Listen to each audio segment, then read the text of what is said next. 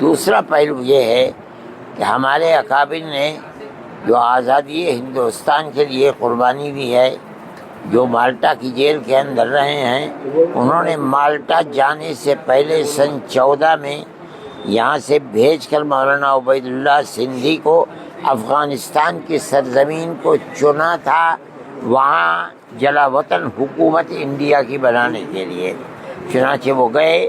اور انہوں نے سن 1915 کے اندر وہاں حکومت بنائی۔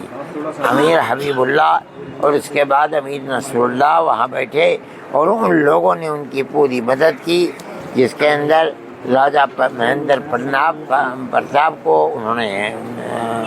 صدر بنایا، مولانا برکت اللہ کو وزیر اعظم بنایا اور مولانا عبید اللہ سندھی کو وزیر خارجہ بنایا۔ یہ ہندوستان کی ایسی تاریخ ہے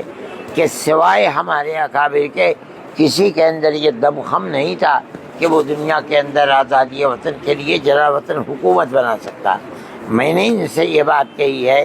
کہ اس جلا وطن حکومت اور ملک کے اندر کوششوں کے نتیجے کے اندر ہندوستان آزاد ہوا ہے۔ ایک ایسی گورنمنٹ کو نکالا ہے جو یہ کہتی تھی کہ ہماری حکومت کے اندر سورج غروب نہیں ہوتا، وہ اس وقت سب سے طاقتور گورنمنٹ تھی۔ آپ لوگوں نے انہی سے لیا ہے افغانستان کے اندر، لے کر آپ نے انہی کی طرح دنیا کی بڑی طاقتوں کا مقابلہ کیا اور سب کو دھول چٹوائی اور نکال دیا۔ میں یہ سمجھتا ہوں کہ آپ کو یہ سبق ہمارے اکابر سے ملا ہے، انہوں نے اس کا انکار نہیں کیا، انہوں نے میری اس بات کو قبول کیا۔ میں یہ سمجھتا ہوں کہ ان کا ہندوستان میں آنا اور دارالعلوم دیوبند میں خاص طریقے پر آنا، اپنی مرضی کے اوپر آنا، کہ اس چیز کی دلیل ہے کہ وہ ہماری اس تاریخ کو سمجھتے اور جانتے ہیں اور یہ سمجھتے ہیں کہ ہم نے جو کچھ کیا ہے اس کا ثمرہ، اس کا پھل ہمیں دارالعلوم دیوبند ہی سے ملا ہے اور اسی کے لیے ہم کوشش کر رہے ہیں۔ آج وہ آئے ہیں، ہم خوشی کے ساتھ ان کو قبول کرتے ہیں۔ ہم نے ان کو اہلاً و سہلاً کہا اور ہم نے یہ کہا کہ ہماری محبت کا یہ پیغام آپ امیر المومنین کو جا کر کے دیں۔ آج بھی ہمارے دل کے اندر وہ جو جذبہ تھا کہ ہماری آزادی وطن کے لیے آپ کی زمین ہماری زمین بنی تھی،